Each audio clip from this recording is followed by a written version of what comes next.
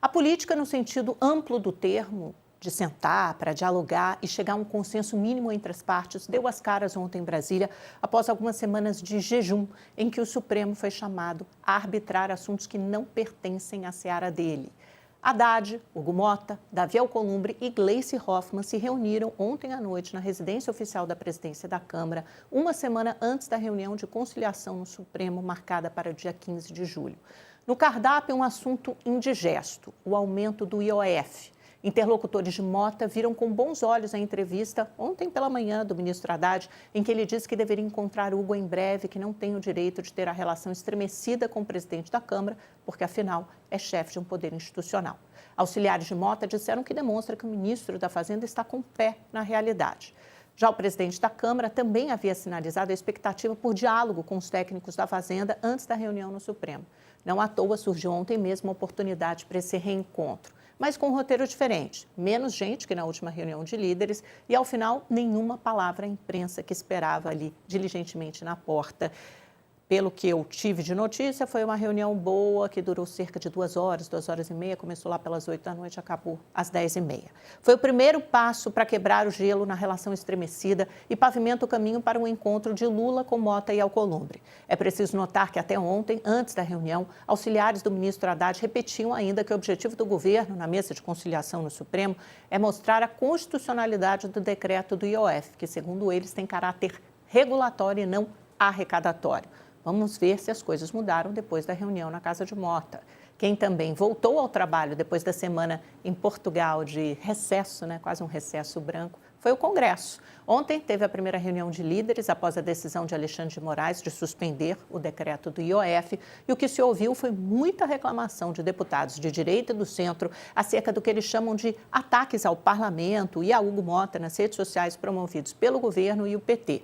Mesmo assim, projetos importantes podem avançar. E nas palavras de uma liderança do governo, não há nenhuma pauta-bomba prevista para as próximas 2 semanas antes do recesso. Ufa!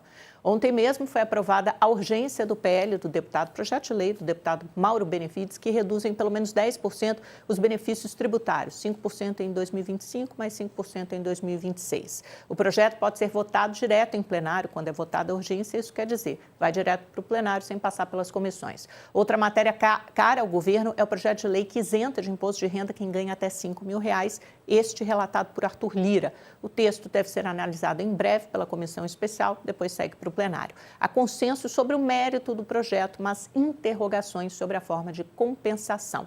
Por último, a ministra do Planejamento, Simone Tebet, em uma audiência na Comissão Mista de Orçamento, mostrou pessimismo quanto à aprovação de cortes nesses gastos tributários que a gente falou aí em cima. Ela admitiu a dificuldade devido ao lobby de setores, mas reconheceu que é uma alternativa, sim, para aumentar a arrecadação. Segundo ela, se conseguirmos algo em torno de 5% desse corte linear, dos gastos tributários não constitucionais, teríamos algo na ordem de R$20 bilhões, certamente serve para suprir um pouco a falta que anda acontecendo nos cofres do Ministério da Fazenda. Vamos ouvir o que a Simone Tebet, um trechinho rápido do que ela disse ontem nessa audiência?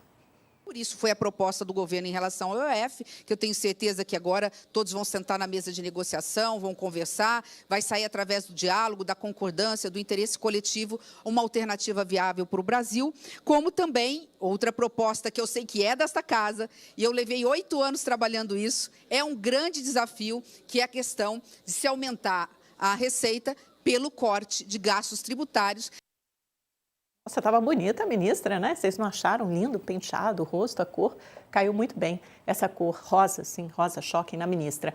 E quem voltou à carga contra o BRICS ontem, gente? Quem foi? O presidente americano Donald Trump foi perguntado ontem numa coletiva lá no Salão Oval e voltou a repetir que pretende taxar os países do bloco com uma tarifa de 10% a mais, 10% extras. E disse que o BRICS tem a intenção de destruir o sistema internacional de troca, sistema financeiro comercial baseado no dólar. E o presidente Lula não gostou nada, não. O Trump já havia feito essa ameaça no domingo à noite, com post nas redes sociais, e ontem o Lula estava no encontro com o primeiro-ministro da Índia, o Narendra Modi, aqui no Brasil, justamente para a cúpula dos BRICS, e respondeu. Por isso, nós não aceitamos nenhuma reclamação contra a reunião dos BRICS, Por isso que nós não concordamos quando ontem o presidente dos Estados Unidos insinuou que vai taxar os países dos BRICS.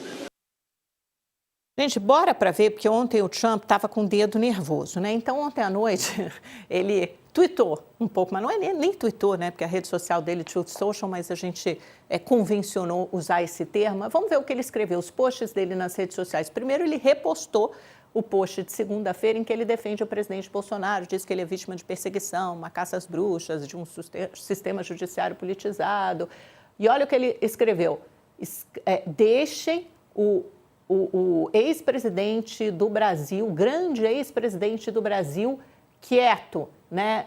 Isso é uma caça às bruxas. Então, repetiu, referendou, reforçou o mesmo comentário que ele já havia feito. A gente está vendo uma escalada, por enquanto é uma escalada retórica. Vamos ver se isso se traduz em alguma coisa na prática, seja por meio de sanções ao Alexandre de Moraes ou algo mais amplo em relação ao Brasil, ou até interferência. Isso já é tido no Palácio do Planalto, em Itamaraty, como interferência em assuntos internos. O Lula já respondeu isso, é um ataque à nossa soberania. E depois o presidente Trump tuitou também, ou escreveu sobre outro assunto. Ele disse que vai hoje enviar mais pelo menos 7 cartas para países falando sobre tarifas adicionais, né? Muito obrigada pela atenção a esse tema. E ontem ele fez novas revelações sobre setores que serão cobrados. Primeiro, o setor de cobre, ele disse que haverá uma tarifa de 50% sobre as importações de cobre para os Estados Unidos. Os Estados Unidos importam cerca de 40%, 45% de todo o cobre que consomem. Isso é usado em praticamente toda a indústria, motores, fiação, quer dizer, tudo isso precisa desse minério, desse metal, importação muito importante, um dos principais, aliás, exportadores de cobre para os Estados Unidos e para o resto do mundo, a gente sabe, é nosso vizinho aqui, o Chile. E falou também que vai taxar os produtos farmacêuticos em 200%. Então, são aquelas ameaças setoriais, né? Já tem aço e alumínio com 50%, automóveis com 25%, agora ele ameaçou o setor de cobre e o setor farmacêutico. Com isso, eu vou chamar um brevíssimo intervalo para quem nos acompanha pela televisão, mas fique aí, porque daqui a pouco tem uma entrevista com Otaviano Canuto, que é ex-vice-presidente do Banco Mundial, e ele vai falar justamente sobre essa escalada tarifária de Donald Trump. Enquanto isso, eu convido a quem permanece com a gente pelo YouTube a dar uma olhada primeiro nas vendas do varejo, foi um indicador importante que saiu ontem no Brasil, teve uma queda de 0,2%, a expectativa era por mais 0,2%, uma alta de 0,2%, mas já é o segundo mês de queda, caiu em abril, caiu em maio, o que mostra uma desaceleração das vendas no varejo e certamente uma implicação dos juros, um efeito dos juros altos em 15% ao ano, maior taxa das últimas 2 décadas, já vem tendo esse efeito na economia, mas no acumulado do ano, deste ano, ainda temos um crescimento de 2,2%.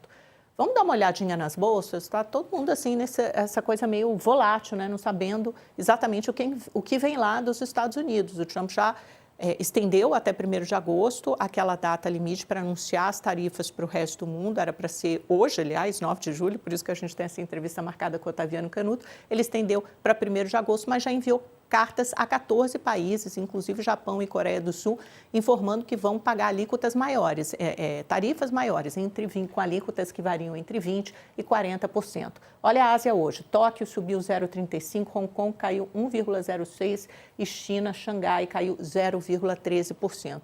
E na Europa, como estão as negociações? Tudo no azul, olha lá, Paris está animado. Por que eles estão animados? Porque há expectativa do fechamento entre hoje e amanhã, nos próximos dias, de um acordo dos Estados Unidos com a União Europeia, que teria aceitado manter aquela tarifa base de 10%, a tarifa mínima de 10%.